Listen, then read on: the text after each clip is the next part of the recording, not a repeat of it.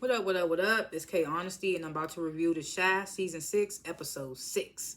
So if you haven't seen the 6th episode of Season 6 of The Chi, turn this video off right now, go watch the episode, come back and watch this video. Please like this video and subscribe to my channel. It's a simple and free way to support my channel. It literally takes less than 4 seconds. So if you're on here watching this video already, you can definitely hit the like and subscribe button. It literally takes less than 4 seconds. You spend the 4 seconds watching this video, you can hit the like and subscribe button. Anything I say is my opinion. It does not reflect anyone or anything associated with the show. These are my thoughts and expressions, how I feel. Ain't nobody paying me to be biased, none of that geeking stuff. I'm also not a public speaker, so I will tend to stutter. I might pause to regain my thoughts. Definitely going to be looking at my notes over here that I take throughout the show. You're going to hear 1,000 so's. It is what it is. What else? Am I missing anything else? I don't think so. Got my big water bottle right here. Trying to get this ice to melt. It's still cold though. What else? I think that's it. Yeah, I do like to grade the episodes before and after my reviews. I'm going to grade this episode A-. It was very good. Although it was sad, it was very good. And I like the, the graduation. So I give it an A-. It was good. It was a good episode. So last chance, if you haven't seen the 6th episode of Season 6 of The Chi, turn this video off right now because I'm about to spoil the entire episode. And I don't want to spoil it for people that haven't seen it. So, let's get into it. I ain't smoked all day. I've been waiting to smoke for this review. I got 2 more reviews to do after this. I've been geeking to do the Chi review because we all know what happened at the end of the Chi. Y'all should know. If you watched it, you should know what happened.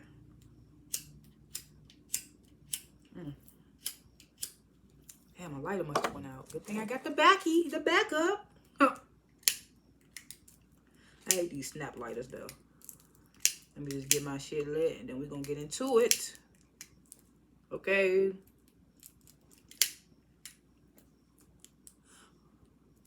And I just wet the pool piece up like shit. I didn't mean to do that. But I feel like I got spit. I usually only got spit when I'm smoking. When I'm smoking outside, that's when I usually have to spit. When I'm inside, I don't have to spit. I don't know what it is. I don't know what the weird shit is about that, but that's just how I am. But let's just get in. Y'all ain't want to hear about my smoking shits. Y'all want to hear about this review. Okay, so this first scene, it reconvenes from the last scene of the last episode when Keisha was cleaning up the living room, found the money. Emmy come downstairs and she's like, what is this? So it reconvenes from there. And Emmy, he like, I'm holding the money for Duda. Keisha like, it's dirty money. She's like, what you getting us into? Emmy's like, what you think, like, how you think we was able to afford this house and your therapy? He was like, since you lost your job, I got to step up. Everything fall on me now. So Keisha like, what you think, that the kids take care of themselves? And Emmy was like, well, you know the lifestyle we live in is going to come at a cost. And Keisha just like, you just not understanding. I keep warning you about Duda. She say, niggas around Duda die all the time. Like, what part of that you not understanding?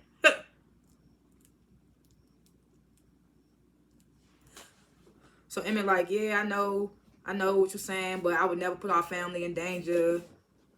And before I could even think it in my head, because as soon as he said that, I would never put our family in danger. I was in my head like, nigga, you already put your family in danger when you accepted his investment into Smokies at the end of season 5. I mean, at the end of season 5. That's when you put your family in danger. Because you knew what type of nigga he was. The video of him beating Marcus St. John half to death was already circulating. So you knew what type of nigga he was. You put your family more at risk when you got him to buy you a house. Now you know where you live at. He didn't help get you the house. He got your baby mother a car. He probably got a tracker on that bitch, know where she live at. This is like a whole bunch. Like, you put your family in danger already. So before I could even think in my head, like, you already put your family in danger, Keisha was like, you already have put our family in danger. So Emmy, he started apologizing to Keisha. Keisha like, I'm leaving. I'm dipping. Emma was like, I thought we said we was never going to leave each other. And it caught Keisha off guard. She was like, like she did. Y'all did say that to each other. No matter what the situation is. So Emma's like, I promise, Keisha, I promise I'm going to put an end to all this. Ooh, excuse me. So I'm just like, that's what it took for you to want to get out, Emmett? For her to find a bag of money? But fuck. Oh, excuse me. I keep burping. Fuck when dude killed that nigga for chewing gum too loud. What else he did? He did something else in front of Emmett too. He did something in front of Emmett. I can't remember, but fuck all the other stuff he done did that's worse than this. But oh, Keisha found the big bag of money in the house. That's what you do. That's your last straw. Now I gotta go tell dude I'm out. Like, nigga. I ain't gonna hold you. I understand why he got involved with Duda in the first place. Duda came to his spot after hours. It was late night. He was there by himself, no weapon, telling them, I'm investing in your place. What Emmett was going to do. What he was going to do. Say no and then get killed or possibly get killed in the future or whatever. So I understood why he took the deal that time. But all the extra stuff, the buying him suits and getting his baby mother a car, getting him a house, all that extra stuff. No. That's what you should have been like, nah, Emmett. You should have just took the investment into Smokies and that's it.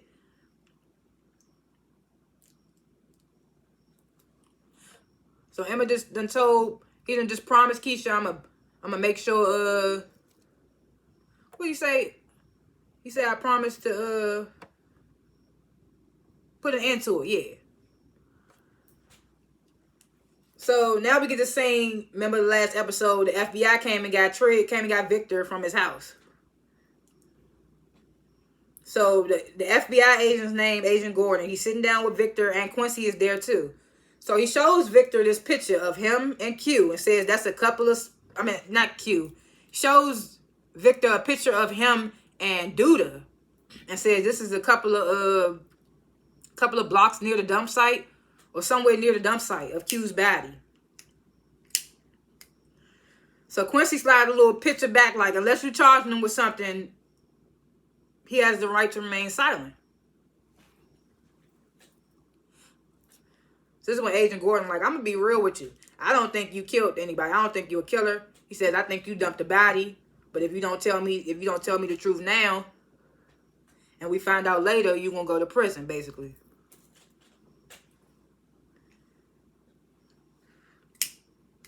So Victor stays silent. That's when Agent Gordon was like, I guess you more like Duda than I thought. And then leaves out. And I know Victor was burning up hearing that. He do not want to be hearing that he's comparing. He don't want to be here. I told y'all my words be. He don't want to hear that he don't want to be compared to Duda.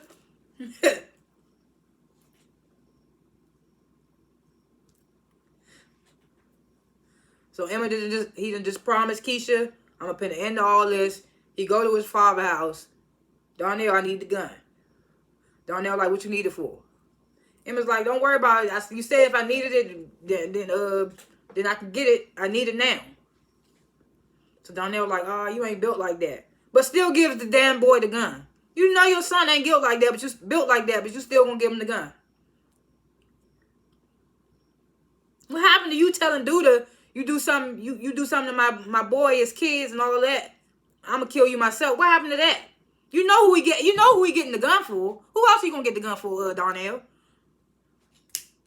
But I digress. He gives Emmett the gun, tells him be careful. Then here go Emmett nut ass back in the mirror again with the damn gun. I ain't no bitch. You ain't gonna fuck with my family. I ain't no bitch. I'm just like, this is why they say you don't need no gun. You in the mirror and shit. Like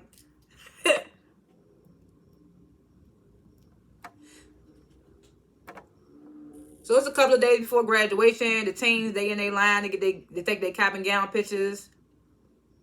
My cap and gown pictures, it made me think about mine. I did not smile in mine. I was looking at mine the other day, and I was like, dang, I didn't smile in mine. My hair looked good, though. And that was the first time I ever wore makeup was in my cap and gown videos. My cap and gown photos. I had one of my friends that was at school at the time do some little light makeup on me before I even went in there to take a picture. We did it right in the auditorium. It wasn't too much on there. Because I don't really like makeup. I think that's why people say I got such good skin because I don't wear it. But anyway, I'm going off. I just started thinking about my graduation pictures or whatever. But so they in line for their cap and gown pictures. Apparently, Lene got punished for the whole her and Bakari getting locked up in the car. Like she knew it was a stolen car. What she get punished for? She asked Bakari who the car was, who car was. He said one of my rich friends. But at the same time, Lene know that Bakari is in that street life, so she should have kind of known. But it's just like, why she get punished for it?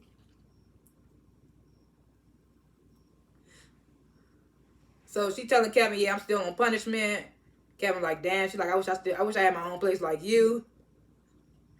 Then we get to hear from Kevin's mouth. He was like, shoot, be careful what you wish for, because all my money is going towards bills. Like, my bank account low as hell. I was like, I mean, I know everybody called that. He was so geeking to get his independence and move out. I was like, you think it's sweet now until you get out and start paying them bills. But he must be making some good money from gaming. Especially since they want to move, since they want to fly him out. So Papa, he's stressing like my picture got to be fine because it's what everybody gonna remember. Maisha was like, everybody can't be photogenic. Watch and learn. I was like, period, Maisha. So they go in there to take their pictures. This nigga Jake mean mugging this. They like smile for me, son. He like. Jake had me cracking up this episode from him mean mugging in his cap and gown photos to when he went up to get his diploma, he started beating his feet. This nigga Jake's funny. He was even funny in the men's session. But let me just keep going scene for scene. I like to go scene for scene. But sometimes I jump out there and talk about stuff early. And then as Papa takes his picture, Jake and Kevin come from the back and throw some confetti up while he's taking it. I thought that was cool. I thought it was funny. I was like, his picture probably look tight. That probably make this picture look tight. Plus, he'd be like the only person with a background.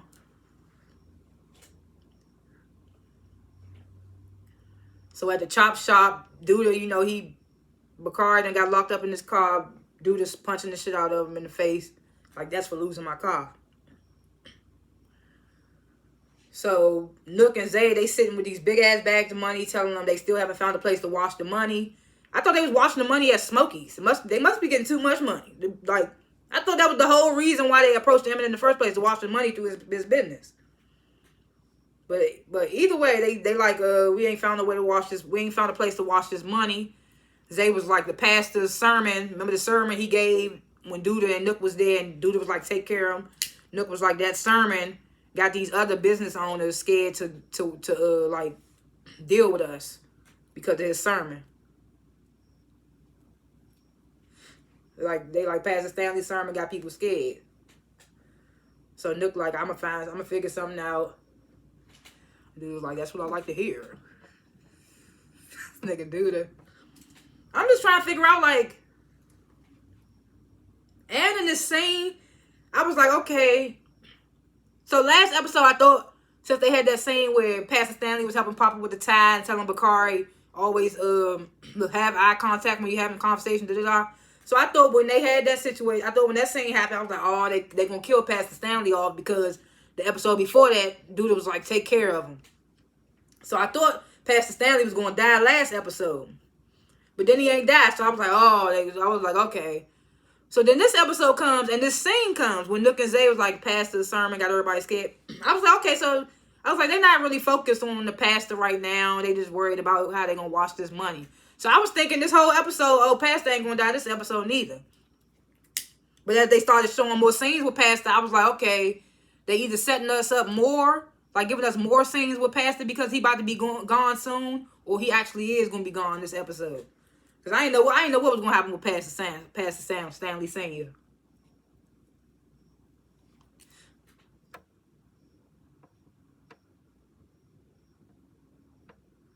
Okay, so yeah. So now Fatima's there.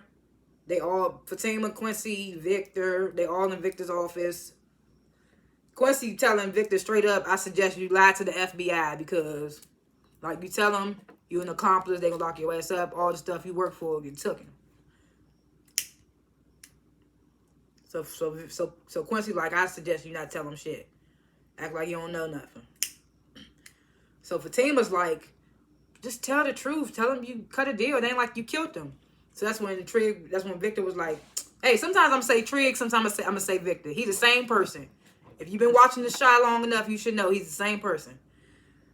But so yeah, next time I slip up, I'm just gonna let it ride.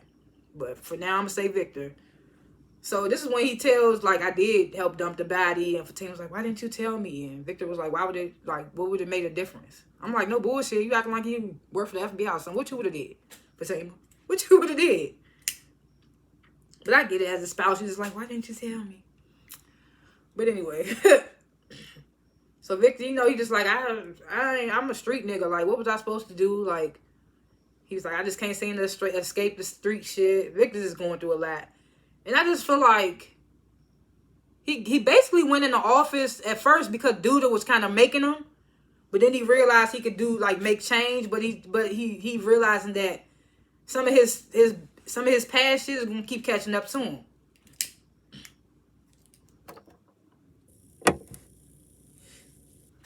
So all in all, at the end of this conversation, Victor decides I'm not gonna say nothing to them. Like, basically, if they had something super solid, they would have locked me up by now. I keep talking like that because I'm trying not to cough. I hate coughing or smoke. I hate it. That's why I fuck with this nigga Cairo on this jump. Like, he got that weed that you can't smell. I want to hit that. I want to hit Cairo's weed. I need that weed that don't make you cough, but still gas, still good gas. So yeah, so speaking of Pastor Stanley, we get this scene. Papa, you know, he still got his little podcast thing going on. He got his father there as a guest. So he asked him, like, what's your favorite part about being a father? He like, you know, watching you become the man I knew you could be. Like, everything I do in my life is for you, son. Papa's like, what's your least favorite thing about being a father? And then Pastor Stanley says, I have a fear that I won't be there for you when you need me. And I don't ever want to let you down. I was just like, damn, man. It was so sad. Like, you could see them setting up these moments. I first noticed it when he was helping Papa with his tie and giving Bakari game on the last episode. I first noticed it last episode. They probably wanted us to all notice the last episode to have us thinking he was going to get murked that last episode. And then just to see that her last episode he didn't get killed, they had us like, oh, what's going on now? And then this whole episode, you ain't see Duda or Nook and them really talk about the pastor other than saying he scaring people from not taking their business or whatever. So I was just like, I don't know. It had me like wondering. But it's like, yeah, you can see they set these scenes up. So you're like, yeah, I never want to. I just feel like I won't be there when you need me. I won't never want to let you down. Papa was like, you never let me down, Pops. And Pastor Stanley was like, what about when I got arrested?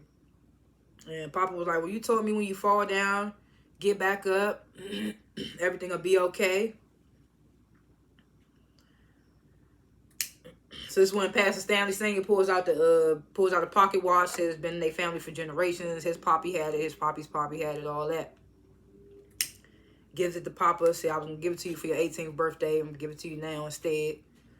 Papa's like, I promise to always keep it safe.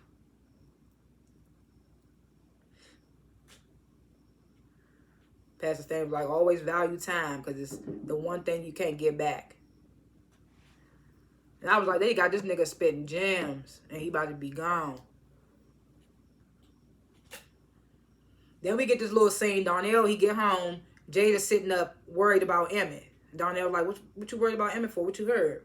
And Jada was like, nothing. I just got a feeling. You know, mothers get that mother's intuition.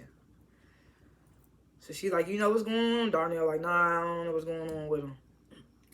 He was like, he'll be all right, though. I was like, mothers get that feeling. She know Emmett is some shit. Darnell just ain't trying to worry her. Because at the end of the day, he feel like he going to handle it as a man. As the man. As the father. As he should.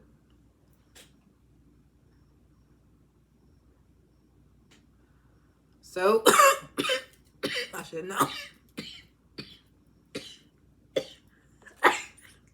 I tried so hard not to cough. Anyway. So, Bakari comes to see Lene. Nina answered the door like when they on punishment, she can't see nobody. So Bakari's like, I just wanted to apologize. It wasn't her fault. I shouldn't even had her in that car in that situation. So Nina looking at Bakari's face, because, you know, Duda done fucked his face up. She's like, what happened to your face? Bakari's like, I'll be okay. Can you just tell Renee I stopped by? So as he's leaving Lene's place, Jamal pulls up. He's like, damn, shorty, what happened to your face? Bakari was like, I did some shit, some shit, some niggas did some shit to me or something like that. He said, you know how it go, whatever. Jamal was like, hop in, little nigga. And I was just like, y'all do not know each other like that for him to be hopping in the car with you. I mean, I get he dating your little sister, but still stranger danger, nigga. Like, but anyway. So, you know, people making their rounds with the pastor. Victor, he goes to see the pastor. He said, I need your guidance. Pastor like, what's on your mind? Lay it all on the line for me. Lay it all out for me.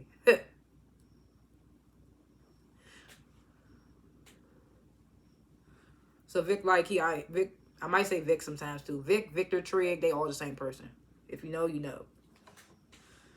So he like, I'm in a situation where I can tell the truth, face the consequences, or I could just, what do you say? I could say nothing and focus on what I'm doing.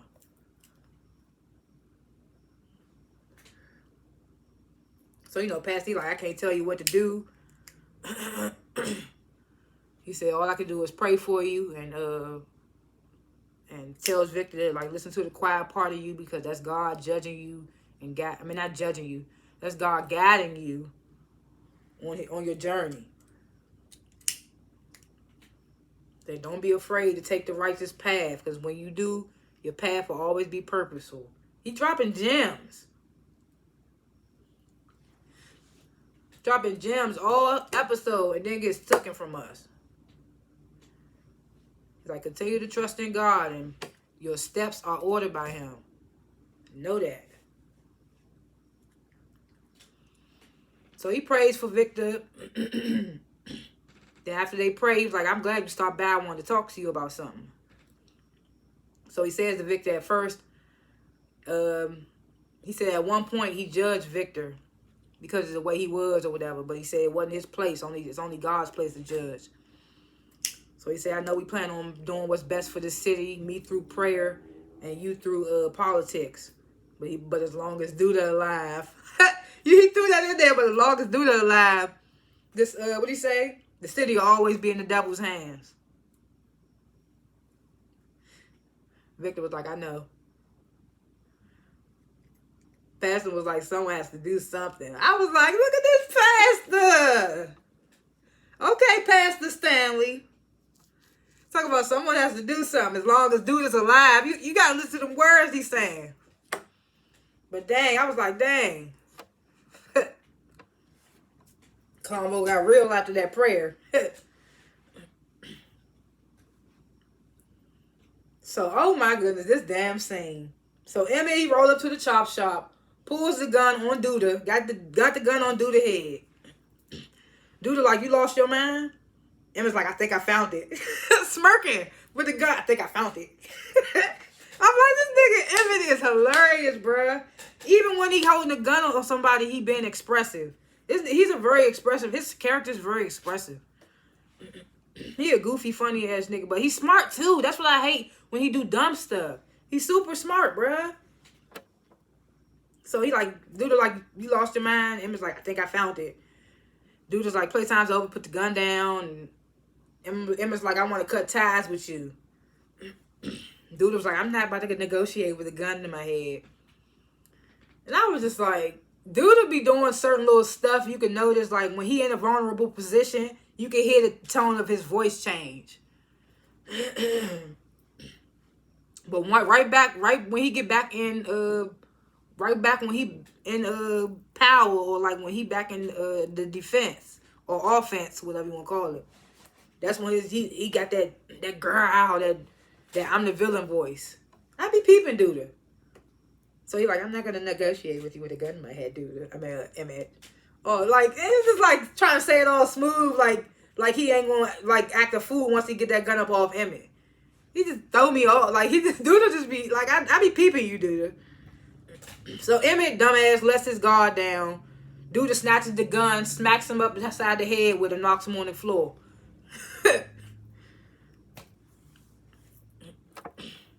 So Duda like, you want to part? So that's when his voice changed right then and there. He leaning down on Emmett, so you want to part ways with me? You want to part ways with the house, the clothes, the cars, the all that? It's just like, bruh, come on, bruh. This is what I be talking about with Duda, man.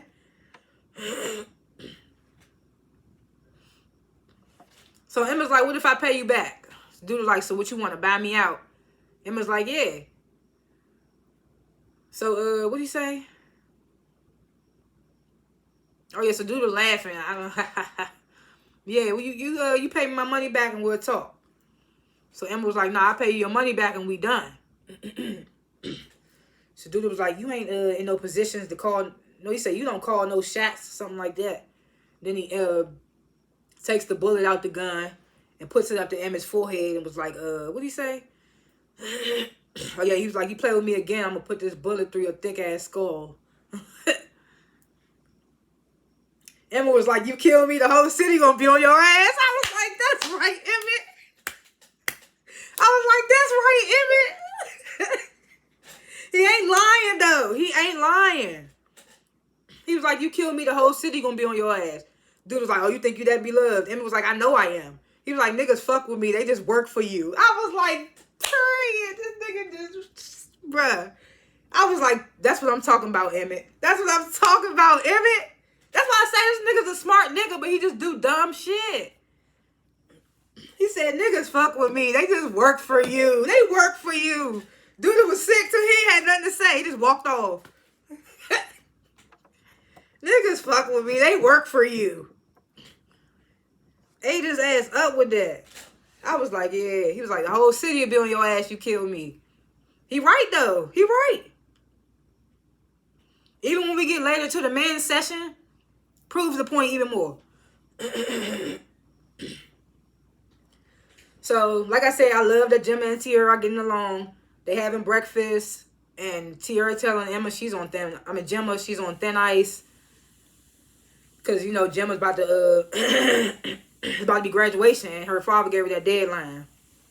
Like, you better make some money or you going to college. Which is not really a threat, like I said. Like, who wouldn't want to go to college and be bankrolled by their dad? Only downside is the fact that she won't be able to get, like, extracurricular stuff that she want. Or, like, buy extra stuff that she would want to buy because of the fact that he only paying for college. And she spent her college fund, which would have been her extra fund money. You get it, but... So, Jim's like, why is my dad so obsessed with me going to college? And Tiara's like, you know, he's of a different generation. And Jim was like, y'all the same age. And Tiara's like, no, I'm a little younger. So Jim was like, I can't make Maisha a star overnight. It takes years to break an artist. Tiara's like, you need to add more artists to your roster. And Gemma was like, well, I can't even handle Maisha. And Tiara's like, well, you got to think of it as a numbers game. The more artists you have, the more likely you are for one of them to become a star. So Gemma was like, well, if someone piques my interest, then I guess, maybe, I'll consider it. So that's when Marcus comes in the kitchen. Your time's up, Gemma. Graduation is, what do you say? Graduation is here, and you out of money. He was like, you need to fill out 3 college applications by the end of the day and don't phone them in. She's like, how can I pretend to care when I don't? Gemma be killing me. Because she's too smart for her own good. So Marcus like, if you don't get into any of these schools, you're going to community college. And Gemma's like, I don't care. Like, I don't mind going to community college. It's not a flex. I mean, no, what she said. She didn't say it's not a flex, but I just wanted to say that in that moment. But she was like, I don't care about going to community college. So Marcus was like, don't do it despite me. And Gemma was like, I'm not. She was like, it's just as good as the Ivy Leagues. Marcus is good. He's just good. You know, she got to come back for everything. So she like, well, all I know, he like, all I know is you better be in class somewhere if you want to stay in this house.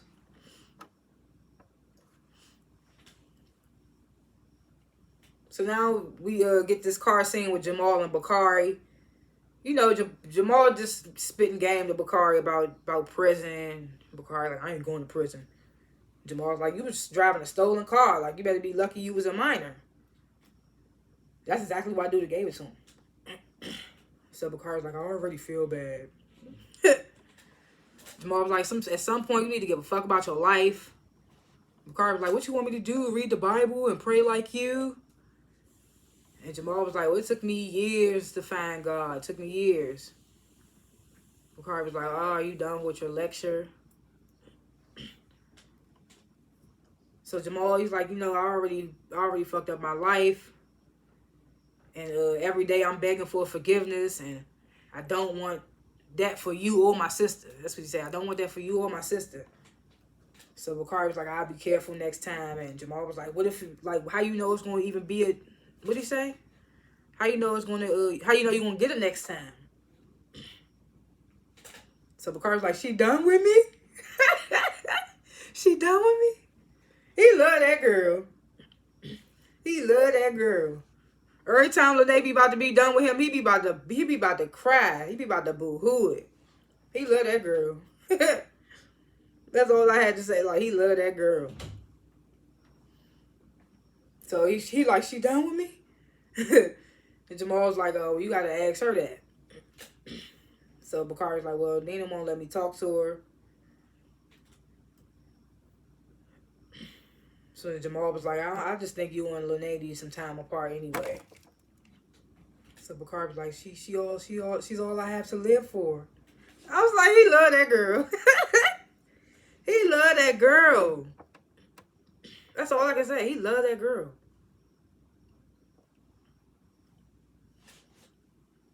So then we get this scene that I did not see this coming. I did not see this coming. So Victor is in his office and Rob is there and he's telling Rob, there's something in my eye. He's telling Rob the part he played in Q's whole death situation. Dude came pick me up, heard a noise in the trunk, pulled over. Q in the trunk, gasping, wheezing. Dude hit him 3 more times. We get back in the car and drive like ain't nothing happened. So Rob like, you ain't do shit? Vic was like, it was nothing I could do. So Rob asked, why he choose you? And Trig was like, I guess because he thought I wouldn't say, he knew I wouldn't say shit. So Rob's like, why you talking now? Vic's like, I don't know, man, because he was your family and you deserve to know. I was like, nigga, you telling them now because the FBI done came and snooping around. And you think Rob might be the type of nigga, if they come ask him, he gonna tell them. And it'll absolve you, but you'll still be, I don't know. I don't know what he, I just feel like Victor wanted to tell somebody. But he already told Fatima and Quincy. So it was just like, maybe he was just trying to tell Rob because that was his family. I don't know. But I feel like Vic also had some other agenda behind telling Rob. Because at the end, Rob was like, why you telling me this now? And Vic was like, does it matter? And Rob was like, you know what this means, right? And Trey just nodded.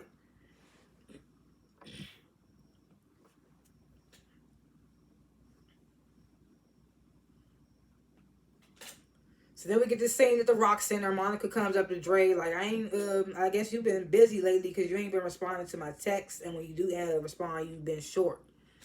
And I'm just like, girl, she like whole married out here.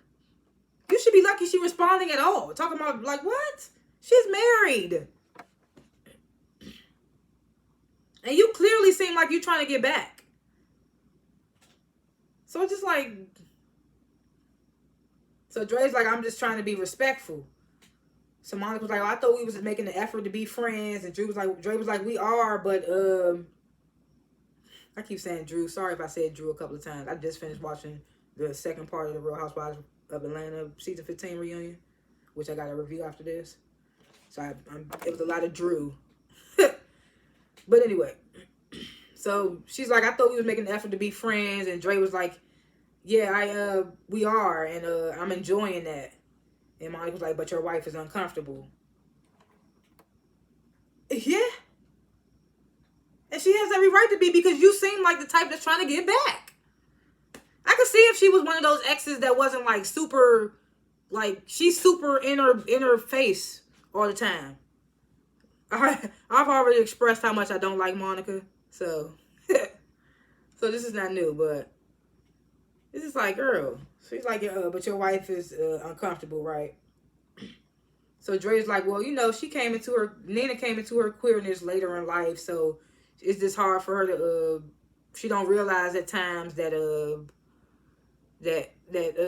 lesbians can still be cool after a breakup.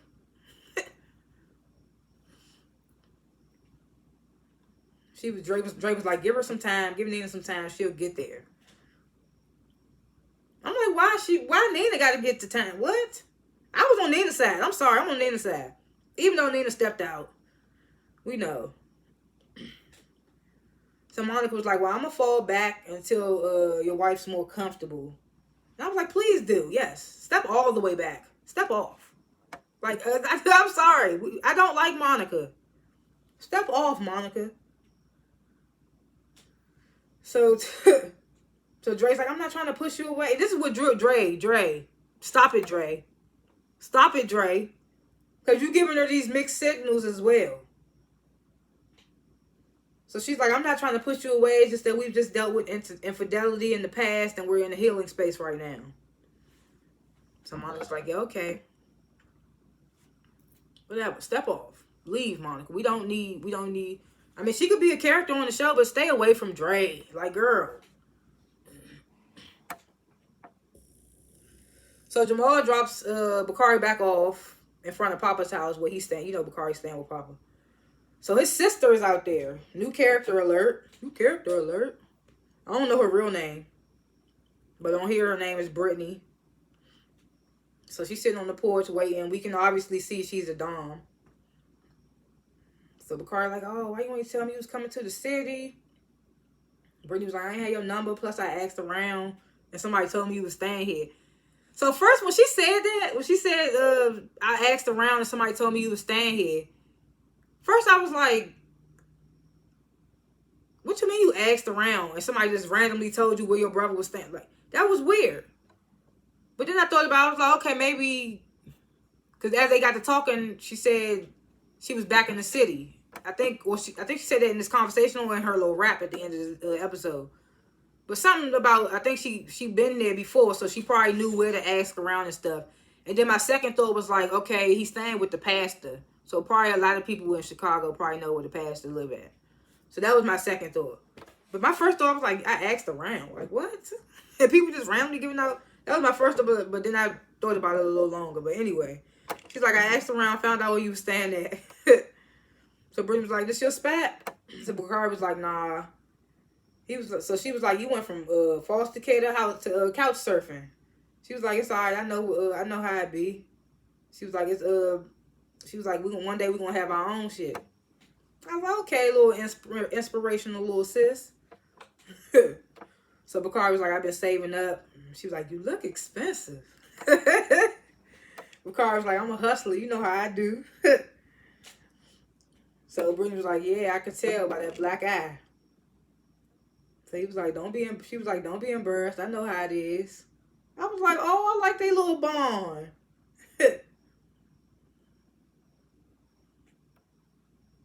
So Bakari was like, how long you in town for? She was like, I'm gonna be in town for a while. He was like, what kind of scheme you got running? She was like, no, I ain't got no scheme. I'm trying to do the music thing again. So I was like, okay, so she about to be a singer? I was like, she ain't giving off the singing vibe. So I was like, she must be a rapper. So she was like, I came into some money and I've been bankrolling myself. So Bakari was like, where you get the money from? So she was like, you know me, I'm gonna always get to the bag. And Bakari was like, you know, we're running the family. She was like, I missed you. He was like, I missed you too. I was like, oh, I like their little bond. I like this little new character sister for Bakari. Where was they going at when they had him kill Ronnie though? He a whole killer. Like Ronnie was getting his life back together. I mean, that don't negate the fact that he killed the boy. Did he kill Coogie or he killed the dude that killed Coogie? What was the other boy name? I can't remember his name. The other boy that died. I can't remember. But yeah, I mean, I like this. I like this sister, this whole sister dynamic. I like this. Bakari needs somebody right now, especially after, like, he don't feel like he got nobody but Lene. He love that girl. He love that girl. But anyway, so Brittany was like, so can I crash here? We can go inside, catch up a little more. So Bakari was like, man, if it was up to me, if it was my crib, of course, but I'm staying with somebody. So she was like, all right, don't even sweat it. She's like, I'm gonna holler at you. She gets up to walk away. Bakari was like, hey, let me give me your phone. Puts his number in there. He was like, I ain't changing my number this time. He's like, hit me up tomorrow. She was like, all right, bet. I was like, I like this sister. I like the sister. So Victor and Fatima in the house still talking about the whole FBI situation. Victor's like, maybe I should tell the FBI. So Fatima's like, what does that mean for us? And Victor's like, I don't know. And Fatima's like, look, I want you to be an honest man, but if that means that we gonna lose everything that we built, then I don't know if it's worth it. And then Jake comes walking in. He like, what y'all talking about? Jake is a very observant person. He can tell when stuff up. I noticed that about him. So Fatima's like, nothing. Jake's like, I don't believe you. He said, I don't believe you. And Fatima just sitting there like, like, I wouldn't believe your ass neither. It didn't sound believable.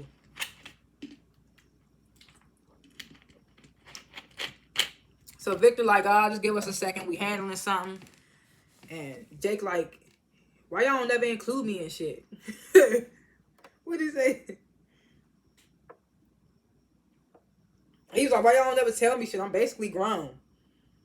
So Victor's like, you're not grown. And I noticed that about all the teens this episode, they had a confrontation with their parents. I keep trying to say parentals. But with their parents, and they kept saying, I'm grown. Like, I'm about to graduate, or I'm graduating. And all their parents like, you ain't grown. Pastor Stanley and Papa. Now Jake and Trig. And I can't remember if Nina says that to Kevin when he comes to get him the news about LA. But it's like all of them had their confrontations with their parents. And their parents feel like they growing up too fast type stuff. So Victor like, you're not grown. And Jake like, I'm about to graduate. And Victor's like, you don't know nothing about being an adult with responsibilities. And Jake's like, I run my own business. You have that Chicago ass accent. I run my own business. So Victor's like, out of my house. So Jake was like, I need to move out like Kevin. Victor's like, you need to take your ass to your room. So Jake was like, I ain't no baby. And Fatima was like, Jake, please, just give us a moment, please. You know, he don't want to disrespect Fatima, so he goes to his room respectfully.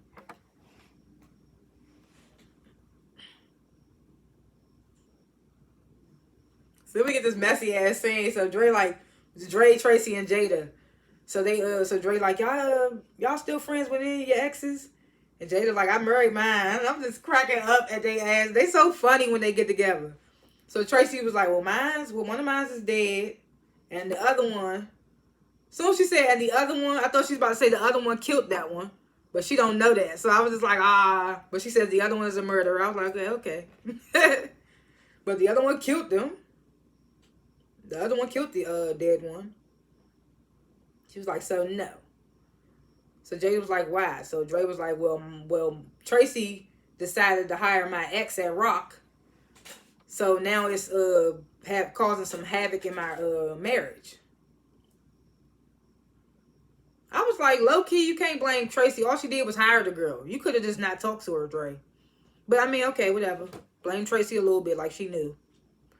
So Tracy was like, Monica's your ex? Like, oh my goodness. She was like, why you ain't say something soon? I'm not trying to break up y'all happy home. So Dre was like, it's actually been kind of nice having her back around. And I was just like, oh. Dre gonna try to get her lick back. She gonna try to get her lick back. I don't like that for her. She needs to not listen to Razor. You need to get your lick back, friend. So Jay was like, be careful. Dre was like, we are. And I was just like, we are. We? What do you mean y'all being careful? What does that even? That's weird. Why are y'all being careful? Why is there something to be careful about? So Tracy was like, don't have Nina mad at me. And Jada was like, now I see why Nina not here. So Dre was like, oh, nah, she had to take Ronnie to a doctor's appointment. That's why she's not here. So Jada was like, will we be having this conversation if she was here? So Dre was like, I just wanted some honest advice, ignoring the question. So this is when Tracy asked Dre if she has feelings for Monica. And Dre was like, nah. And then says, I don't think so. It's crazy. If she leave her wife for this girl. Because Nina just had a fling with the brat. But you talking about having feelings for this woman. So Jada's like, you don't sound too sure. And Dre's like, well, we just friends. Is that so wrong? And Tracy was like, well, as long as y'all ain't doing nothing that you wouldn't do in front of Nina, then you good. So Dre gets the, well, she did something. She she did something with someone when she wasn't in front of me. Talking about Nina cheating. And they like, oh, that's love, Dre. Jada's like, so what's this, revenge? And Dre like, no, it's just typical lesbian behavior. And Jada's like, oh, so cheating. That's what it is. Dre like, no, just friends with your ex. Tracy was like, I think that's okay because I wish I was still friends with Duda. And I'm just like, when we comparing relationships, please stop bringing that man into your... Stop bringing him up, Tracy, because you're not... It's no comparison when they talking about they people. Like, it's not, Tracy. I'm sorry. It's not, baby. It's not. There's no comparison. Stop bringing up Duda. They don't compare. This nigga's a whole killer and... what's the word? Playboy. Whatever you want. He out here sleeping. He sleep with other women and stuff. You out here acting like he was your love for a minute. Like, no.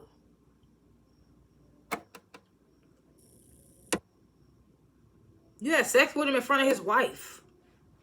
Like, come on. So she's like, I wish me and Duda could be friends. And I'm just like, I roll. Ugh. So she's like, I miss talking to him.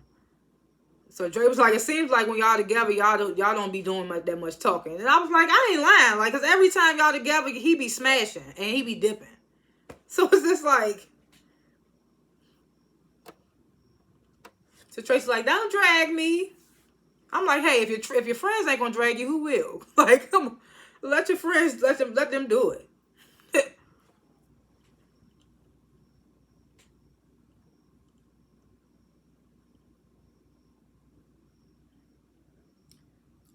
So Jada asked Dre, what you gonna do then? You got feelings for this woman, what you gonna do? So Dre like, I'm just gonna talk to Nina and tell her, I'm just gonna talk to Nina, have her, so she can make sure that she knows she has nothing to worry about. But she obviously does have something to worry about. You just said you might have feelings for this woman. So Tracy was like, make sure you crystal clear about everything before you had that conversation with her. I ain't lying. She should have, but she didn't. So Rob takes this information from Trig, immediately goes to his mother, Alicia, played by the amazing Lynn Whitfield. I love that woman. But he takes the info immediately to Alicia. So he like, I know who killed Q. And I feel like they already knew. I mean, I feel like everybody already knew they already knew. I feel like they knew, they just wanted somebody to like say it out their mouth and confirm it. Because when Trig told Rob, he didn't look surprised. And when Rob just brung this to his mother, they never even said his name. They never even said his name. She already knew who it was. So it was just like they knew. I just feel like they just wanted confirmation. So she tell Rob, you know what to do. He like, it ain't that simple. Alicia like, we had a deal. 10K. Was it 10K? Was it 100K? I think it was 100K. I can't remember. So she like, we had a deal. Rob's like, gangsters like him, it ain't that simple to take him out. So Alicia's like, you think I don't know that? So Rob's like, I don't do this type of shit every day. Alicia's like, I do. But I do. So she tells Rob, hey, get you some help, because you ain't gonna be able to handle this on your own. Rob's like, it ain't too many people I trust. Alicia's like, that's not my problem. It's your problem. Because I already gave you the damn money. Which apparently they might need more of, because Cairo told them about that second location. So Dre and Nina, they in the house discussing Monica. Dre saying she feel like Monica and Nina would have really hit it off. And Nina's like, I don't want to hang with you and your ex. So she's like, why y'all want to hang out anyway? She's like, what you can't do with her what you can do with her? What you can't do with me that you could do with her? What you doing with her that you can't do with me? That's what she said, yeah. So Dre was like, you can't be everything to me. And Nina was like, I know. That's why you got Jada and Tracy. I thought that was funny.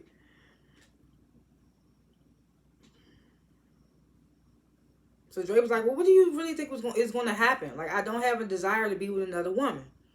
So Nina was like, is that a shot at me? So Dre was like, no, I'm just trying to let you know that I'm not going to cross any lines. Yeah, you're not, Dre.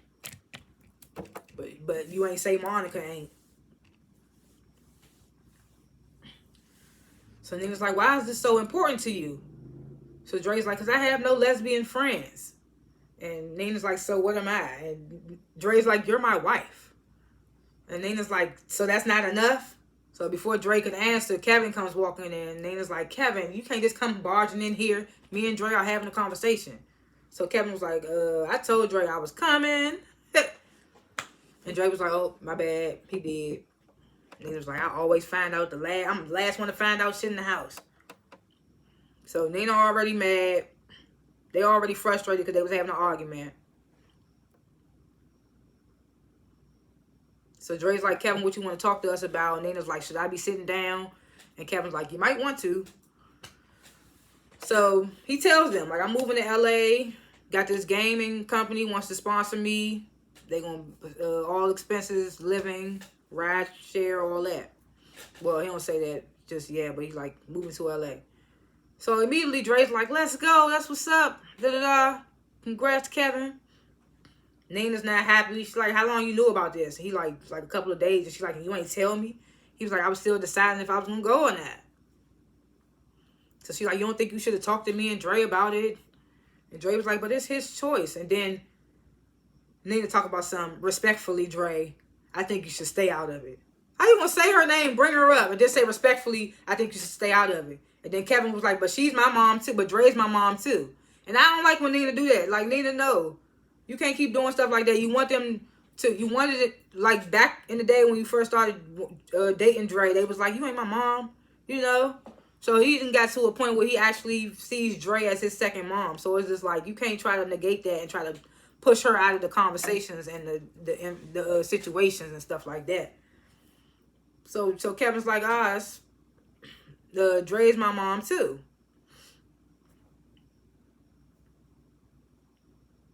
So Nina's like, what's this, gang up on Nina today?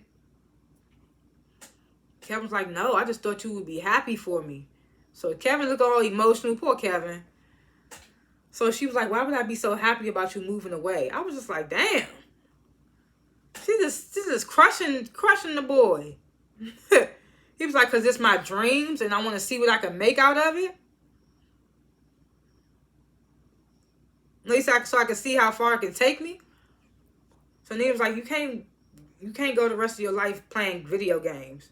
If it's making them enough money to live on his own and support herself, why the hell not? Nina just hating right now. She just upset. She losing her babies. But you got the grandbabies. So it's like, come on, Nina.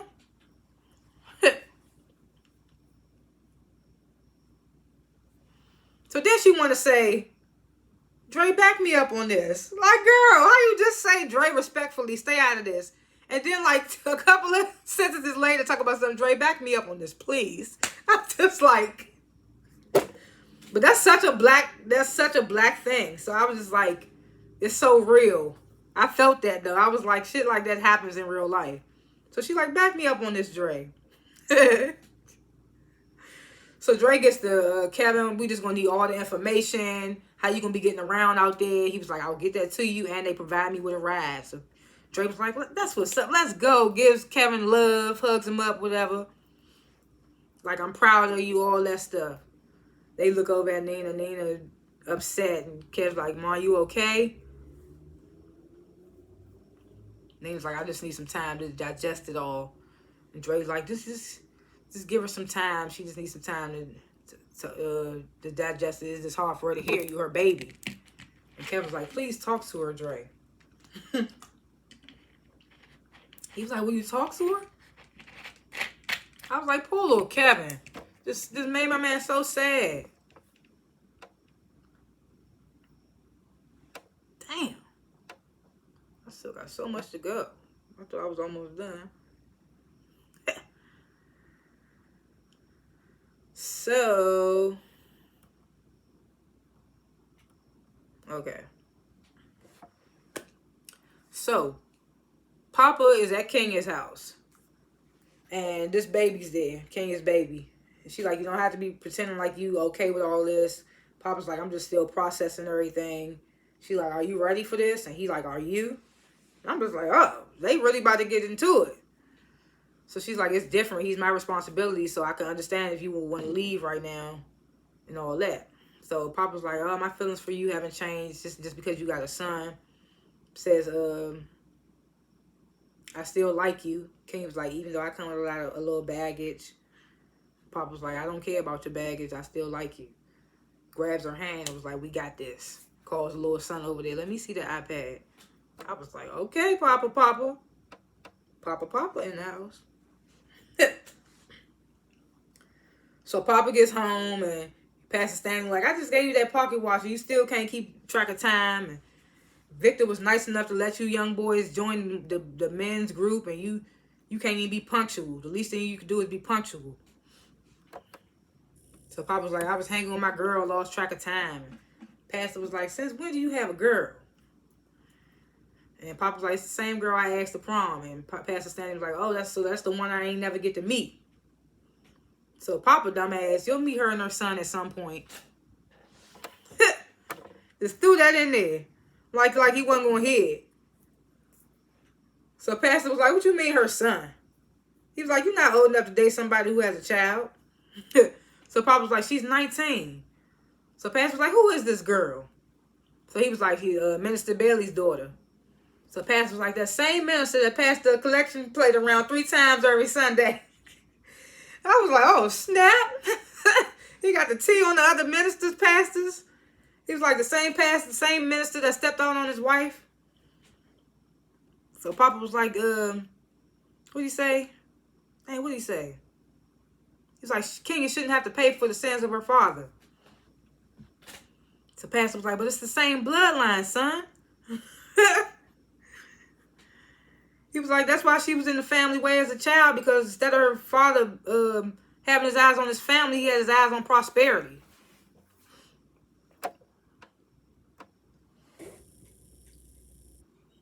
So Papa was like, at least her father's never been in trouble with the law. So Pastor was like, you gonna stop throwing that back in my face. He's like, I'm still your father, and I forbid you from seeing that girl. And if you do, you're gonna come work at the church full time. So Papa was like, but I'm manager at Smokies. Pastor was like, do it look like I care? Pull your ass right up out of there.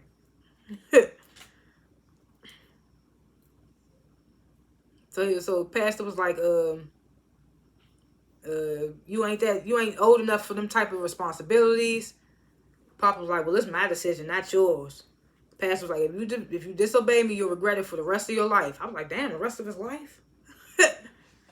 Papa was like, I'm not a child anymore. And Pastor was like, yes, you are. See, they having these conversations. I'm not a child anymore. So the men's session begins, and of course they invited the young boys there, Kev, Bacardi, Papa, and Jake. So Vic starts off, you know, house rules. What's said in here is stays in here, no judgment. When someone speaks, give them the space to do so. We're not here to fix anybody or give them or offer advice. We're just here to listen and offer support. So Rashad starts saying he feel like he backsliding because he's still lusting after other women. And then looks at Marcus when he says it. So I'm just like, so does Marcus know that Tiara's the woman he was talking about he was lusting after? Because why did you look at Marcus? But I was like, nigga, also, you feel like you backsliding because you took in them guns. You should have just told Bakari little ass no. What he was going to do, smoke you in your girl house? But he's like, I feel like I'm backsliding, lusting after other women. I was like, you not still on that shit. So he says he on the straight and narrow. And I'm like, you're not, though. You got the gun sitting in your girlfriend's vent. So Darnell was like, well, I'm glad I can help you out with that, Rashad. Rashad was like, he thanks Darnell. Like, I really appreciate you and all that. So Victor asks Rashad, how can we support you? So Rashad's like, oh, you know, just keep holding me accountable. And just make sure I ain't out here doing no dumb shit. And it's just like, how can they hold you accountable, make sure you ain't out here doing dumb shit when you ain't telling them what to, I mean, I know this ain't supposed to be no details in this damn group, but you out here doing dumb shit, and they don't know because they don't know. Because you can't tell them, and you ain't telling them. So how they supposed to hold you accountable? It's just like, what? You doing dumb shit right now holding them guns. I was just like, shut up, Rashad.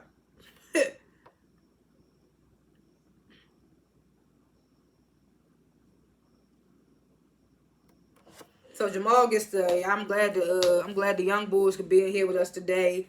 Because I wish I had this type of outlet when I was their age. He was like, I'm glad Bakari, he tells Bakari, I'm glad you came. So Marcus starts saying, you know, I feel terrible about forcing Gemma to do something she don't want to do. This one Jake interjects, yeah, because she really don't want to go to college. So Marcus was like, but it's my job to protect her and look out for her. And Jake was like, but she could look out for herself. So before they could even get into it, Darnell was like, What'd he say? What Darnell say? It's a free space or something like that. I can't remember what he said.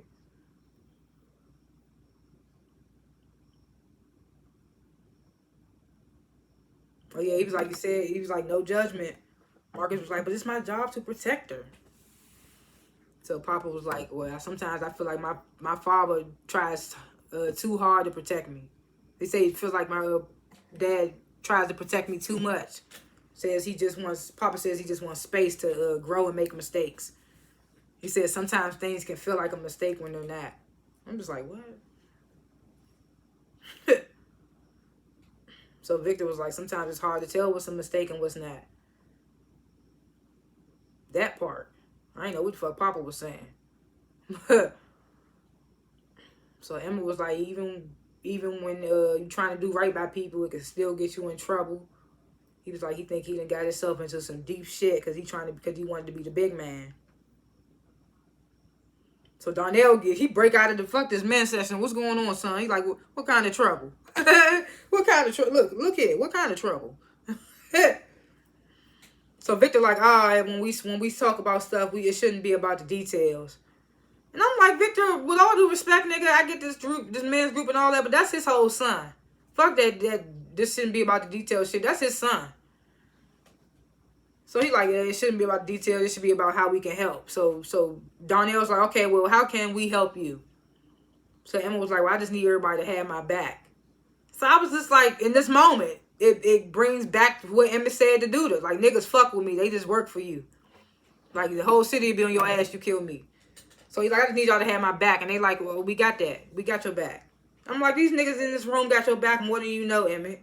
Maybe not Bakari. I don't know what fence Bakari's still on.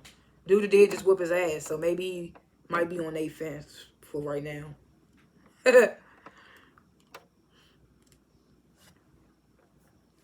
So Victor, he asked him Bakari if he good. Bakari got his head down. So you know Bakari ain't trying to talk about, everybody already know where he got the beating from. So we ain't even really gonna talk about that. So he talks about, I saw my sister today. Rashad's like, I thought you said you ain't had no family. So Bakari was like, well, we spent our childhood together, but then our parents, as we got older, couldn't take care of us. We got put in separate foster homes. So he was like, we lost touch after a while. I didn't think I would ever see her again. So Papa was like, why didn't you tell me? Bakari was like, I'm still in shock. I'm still in shock. So Victor, he asked Jake, how you feeling? You know Jake mad at your ass, Victor. So Jake was like, he shrugs, like, whatever. This is when Victor finally apologizes to Jake. He's like, I apologize to you for not including you in the bigger conversations that go on in the house. He's like, I'm dealing with a lot, and I just want and need to be careful with the stuff that I share with you. Because you're still a child at the end of the day. At the end of the day, you don't want him to worry as much. Because there ain't nothing he can really do. So Jake, she's like, what's wrong? What's wrong, Victor? Victor? What's wrong, Victor? And Rashad's like, how can we support you, Victor? And Victor's like, I just need y'all prayers. And Jake was like, well, what if we don't pray? And I was like, ooh, that's new. Jake don't believe in God? That was new. That caught me off guard when he said that. And I was like, didn't he? I can't remember, but did he have some type of feeling when they lost the baby, when him and Gemma lost the baby? Did he have some fuck God feeling? I can't remember. But that was new when he said, what you do if you don't pray? So Vic was like, well, just trust me then. And Jake was like, I trust you. And like I said, I love the men's group conversations. We get to see all these different perspectives, and then we got to bring the youth in. I was like, I like that.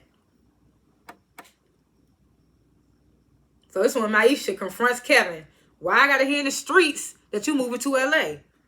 So Kevin was like, I was trying to find the right time to tell you. And I was like, nigga, the right time to tell her would have been when you asked her if she would move to LA to pursue her dreams. And she said, yeah. She should have told her right then and there. But no, you said fuck it and went and told, I think you went and told Jake and Papa. Or you told your parents. Something like that. I don't know. I mean, I get telling the parents, but you didn't tell your girl and y'all just got back together.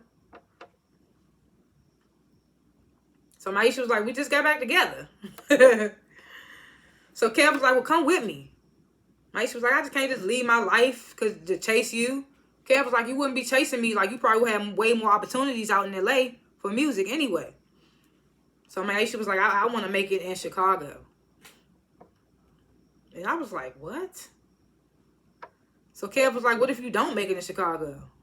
Maisha was like, you don't believe in me? Kev was like, I do. I just don't want you to be just a local rapper. And Maisha was like, what's wrong with being a local rapper? And I was just like, well, if that's all you want to be, like, what? You should want to be the biggest. So Kev was like, nothing at all with being a local rapper. I just thought we was dreaming bigger. Exactly. So Maisha was like, don't minimize my dreams because you got to leave our city to chase yours. And I was like, damn, she coming at Kevin like that. I didn't like the way she was coming at Kevin. So Kevin was so sad like a puppy. Oh, sorry.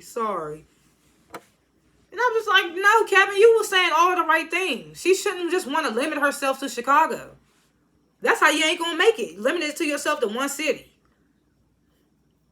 So give me a chance to move somewhere else and somebody going to be paying my expenses and stuff and for me to pursue my singing career. I'd be out of here. Fuck this. Fuck that job. So Kev's like, sorry, he apologizes. So Maisha's like, so what about us? So Kev's like, it was always FaceTime. He was like, but I'm going to fly you out. Maisha was like, first class only. Kev was like, oh, you fancy, huh? Maisha was like, I'm worthy. I know that's right, Maisha. I don't like the way you was just talking to Kevin like that, but yeah. Kevin was like, you are. I was like, oh.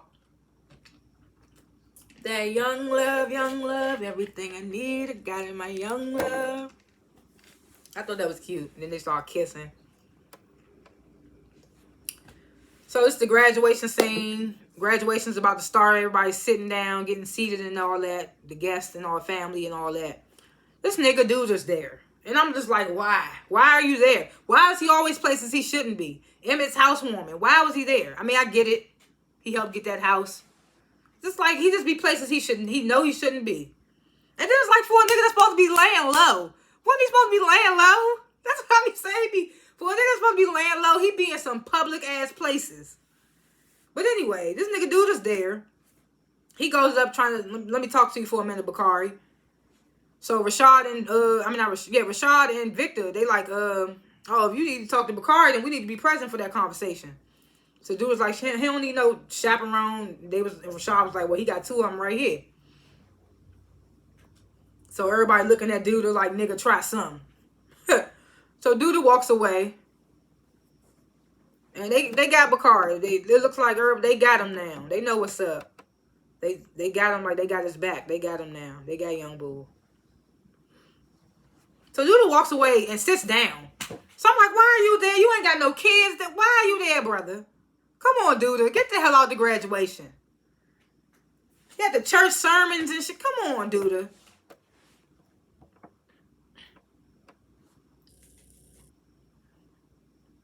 So Kev, he up on stage. He starts talking. He's like, I know I ain't always been the easiest student. And thanks one of his teachers for encouraging him to, lean into the things that he loves. So he was like, to my classmates, it's been a long, wild ride. He's like, but I'm glad we've had each other along the way. He was like, as class speaker, he's been encouraged to tell everybody to follow their dreams and make the best out of the next 4 years of college. He was like, but if you don't go to college, that's cool too, because I heard it's just a scam anyway. And you know they paying the camera to Gemma, and she laughing because she just told her dad college is a scam.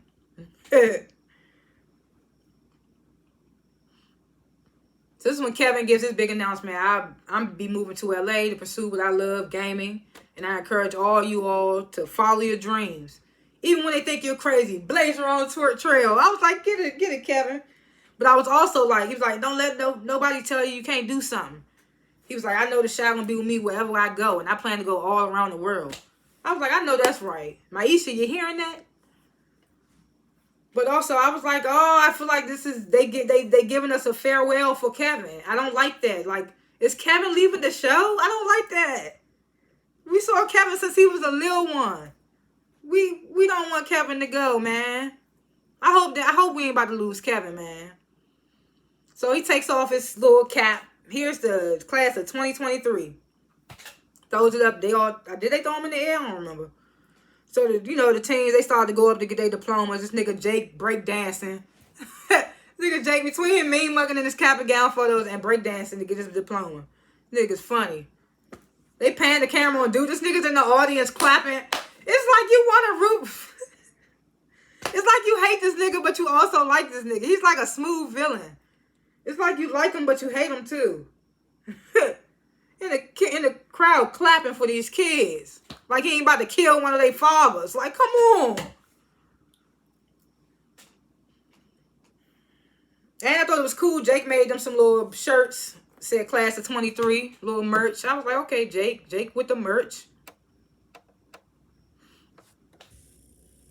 So Pastor Stanley Senior, Papa Bakari, and Papa's mom. I don't think they ever say Papa's mom's name.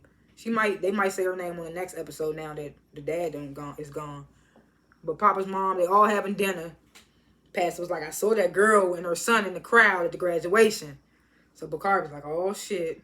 And they must have been more mad about the girl being there than Bakari, because Bakari just cursed and they ain't say nothing about his language. He was like, oh shit. So Papa's mom was like, what girl? So Bakari was like, Papa's new baby mama. So Pastor was like, I forbade you from seeing that girl. So Papa was like, her name is Kenya. And you can't control me anymore. Papa's mom was like, excuse me? Because, she missed the little conversation they had earlier when he was late. She wasn't there. So Pastor Stanley was like, you my son and you will do as I say. And I said not to see that girl. So Papa was like, I know, because, he just had that meeting with the men. So he was like, I know you just trying to protect me. Marcus said he trying to protect Gemma. So he's like, I know you just trying to protect me, but, what'd he say? I know you just trying to protect me, but... Oh, yeah, but I know what I'm doing. 17, 18-year-old, I know what I'm doing. I can't even get mad at him, because when I was 17, 18, I thought I knew what I was doing, too. But at the same time, I was in different circumstances. I ain't had nobody looking after me 24/7. Like, he got Pastor Stanley and his mom. So Pastor like, you in no position to be raising somebody else's child when I'm still raising you. So Papa gets up. I'm out. So Pastor like, sit down. And Papa's like, no. And it's like, fork drop. So Bakari's like, Papa, just chill, Papa. Low-key probably like, nigga, if you leave, where the hell I'm gonna go? They gonna probably kick me out too. I wouldn't put that past Bakari. Like, chill, Papa, chill. Chill. So Papa's like, I'm my own man and I can do what I want. Papa's like, if you walk out that door, I said, Papa. Pastor was like, if you walk out that door, you won't be allowed back. So Papa, he leaves. So Kevin, he hosting this after graduation party. Everybody in there turning up, music, you know, the works. Bakari asking Papa, you good? Papa's like, well, I'm basically homeless, but I mean, other than that. Bakari's like, you know I'm going to sneak you through the back door. You know that. So Bakari's sister, Brittany, she comes in. Lene introduces herself. Hey, I'm Bakari's girlfriend. Brittany's like, oh, he ain't tell me about you. So the classic song Kick Push by Lupe Fiasco's playing. Brittany takes no hesitation, goes straight up on the stage, grabs the mic, starts spitting the freestyling. Everybody feeling it. Then when she finishes, Kevin like, damn, she was good. Maisha like, she alright, low-key hating. But low-key, Maisha low-key better. I ain't gonna hold you. If I had to compare Maisha's bars to those one bars. I mean, that girl was spitting too, but Maisha low-key better. So Gemma approaches Brittany and like, you are amazing. And Brittany was like, I know. And Gemma was like, oh, okay, confident too. She was like, I like that. So Brittany was like, you beautiful. What's your name? So Jake come out of nowhere. It's my girl, Gemma. Out of nowhere. I was like, I mean, I get it. I'm here for it. That's right, Jake.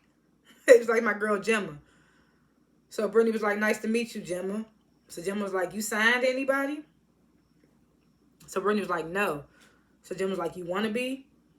And Brittany was like, oh, you know, labels, they be rough these days. Gemma was like, well, that's true, but if you, what'd she say? If you're going to be independent, you're going to need some support. So Brittany was like, that's what you want to offer me, some support? Low-key flirting with Gemma. I'm like, oh, what's about that? Is Gemma going to end up talking to damn Brittany? So she's like, is that what you want to offer me, support? And Gemma was like, possibly. So here go Brittany. Well, honestly, I'm just looking for a place to crash right now. So Gemma was like, well, I can't help with that. I was like, I ain't lying. I know that's right, Gemma. She was like, I can't help with that. But once you figure it out, hit me up. I thought that part was so fun.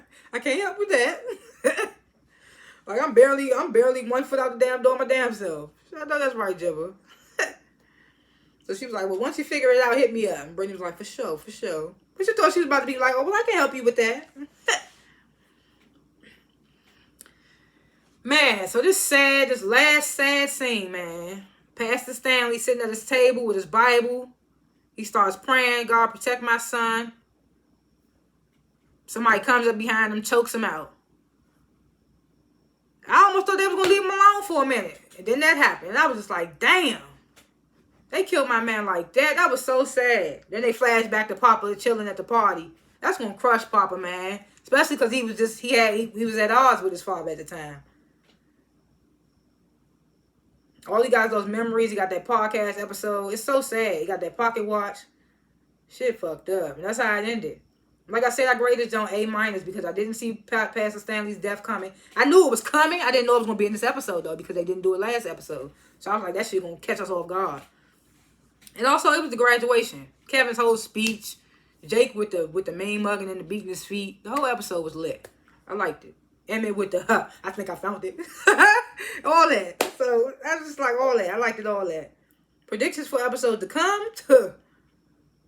I wouldn't put it past Papa going rogue and turning into a Bakari type nigga and trying to take out Duda. And then that might turn Bakari into a Papa type nigga because he got to try to calm Papa down. I wouldn't put it past him. What Duda gonna do about Emmett? I'm wondering about that. Everybody gonna be on head. Everybody gonna be on Duda head after the pastor done died. Everybody gonna be on Duda head. And Nook, I'm looking at you, wow, bro, because like the way you were so sincere with Keisha in that hallway, but now you wanna. Did Nook kill Pastor? I'm feeling like it's him, because Duda was like take care of him, and Nook was like say less. So it's just like, are we losing Kevin? I don't like that. I don't like that we losing Kevin, man. But pursue your dreams. I mean, I get it. Who is Rob about to get to help him with this hit on Duda? Everybody coming for Duda. That's what I said. Everybody coming for Duda. I seen it soon. I seen it earlier in the episode. I mean, earlier in the season. I seen it in like episode 3. Everybody coming for Duda. Those are my predictions for the episodes to come. Thanks for watching this review. Comment below what you thought of the review, the episode, what you would grade the review, all that good stuff, bad stuff. If I forgot anything, off on anything, all that stuff, comment below. And like this review. Subscribe to my channel because I don't only review the Shy. I gotta do 2 more reviews after this. It's goddamn 9:30. It is what it is. But yeah, again, thanks for watching, and I will see y'all in the next review. Peace.